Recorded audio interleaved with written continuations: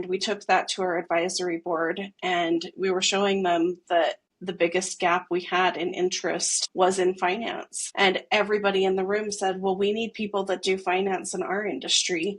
And it was kind of like this light bulb moment of we can keep kids in the industries that they're passionate about and that they love and really care about, but at the same time, show them something in that area that they're good at and will be successful at. And so that is where we came up with the idea for our finance event. The construction event was a little bit different. With the construction event, we have a new construction program in our district. We didn't necessarily have a huge exposure gap for construction, but we had this new program and we needed to, at our tech center that we needed to fill.